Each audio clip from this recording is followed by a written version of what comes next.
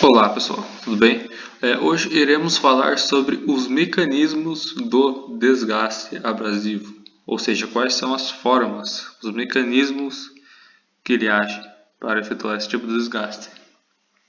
Bom, assim, primeiramente, os cientistas acreditavam que o desgaste abrasivo ocorria basicamente, por um grão abrasivo sobre uma superfície, mas que apenas existia só este tipo aqui de desgaste abrasivo, desse mecanismo.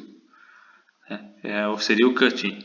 Então eles acreditavam que a abrasão era basicamente o processo, aí, se a gente for fazer uma comparação, com uma ferramenta de corte, quando efetua a usinagem de um determinado material. Então eles acreditavam que só existia esse tipo de processo aqui, segundo o livro do Stacoviak. Bom, com o passar do tempo, houve o desenvolvimento de aparelhos mais precisos, com uma melhor qualidade, para poder fazer esse monitoramento no nível microscópico. E com este monitoramento foi descoberto esses 4 tipos aqui de mecanismos, relacionados ao desgaste abrasivo. Bom, o primeiro é o cutting, que basicamente é a remoção de material. Se a gente for fazer uma comparação aqui, o cutting ele vai efetuando aqui a remoção do material progressivamente, e nesta região aqui ele vai deformando plasticamente. E para você, o cutting ele é altamente influenciado pela granulometria do grão abrasivo, ou seja, se ele não tiver ponta, a tendência é que ele não efetue um bom desgaste. Então, esse aqui foi uma forma simplificada que eles utilizam para explicar os mecanismos. Obviamente, no nível microscópico, você vai ter toda a formatação do grão. Mas, resumindo o cutting aqui, então, basicamente é a remoção do material com uma forma de uma ferramenta, e aqui ficando basicamente como uma região deformada plasticamente com a passagem do abrasivo. Outra causada pela fratura. Outro mecanismo é a fratura. Bom, o mecanismo pela fratura ele ocorre geralmente em materiais frágeis, e um exemplo que a gente pode citar são os óxidos. Isso aqui é muito comum acontecer. Se a gente for citar um exemplo de um aço comum aí, vamos citar aí um 1020, por exemplo. Se ele não tiver nenhuma pintura, nem revestimento, nada, vamos supor que tenha sido deixado no tempo.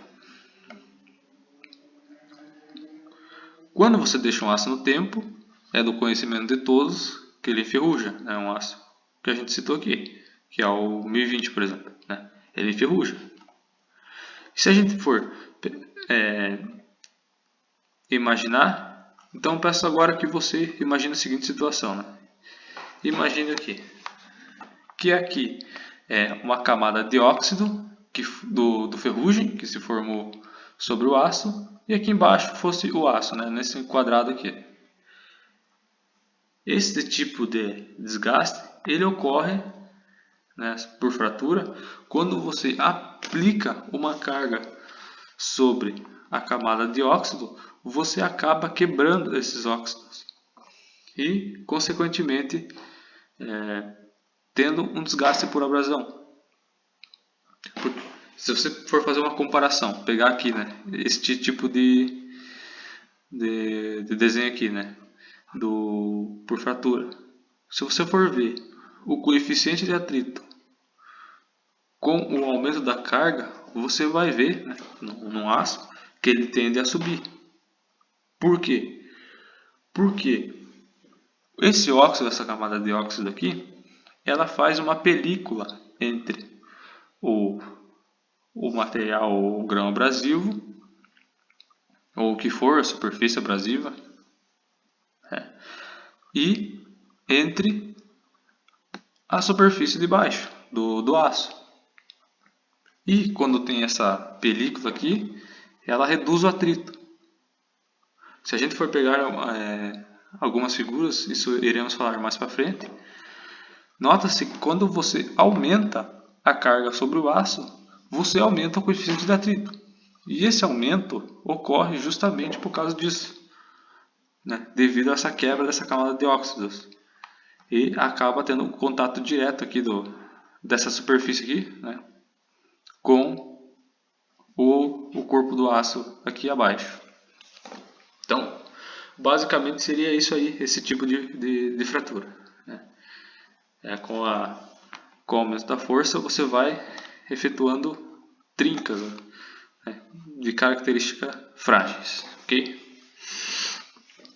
Aqui temos outro tipo de mecanismo. Aqui embaixo acabou cortando no vídeo, mas esse aqui é a fadiga causada por repetidas deformações, ou se fosse para traduzir, aramentos. Com uma palavra meio estranha a tradução disso aqui, mas seria isso aí, né? Então, quando um material dúctil é desgastado por um grão sem ponta, o mesmo é deformado. Ou seja, né, se eu pegar um material aqui sem ponta e começar efetuar o contato dele contra o material dúctil aqui, que é essa superfície aqui, e ele não é pontudo, não tem característica pontuda, a tendência é ocorrer o desgaste dessa forma aqui, né? Você meio que abrir uma cratera ali e penetrar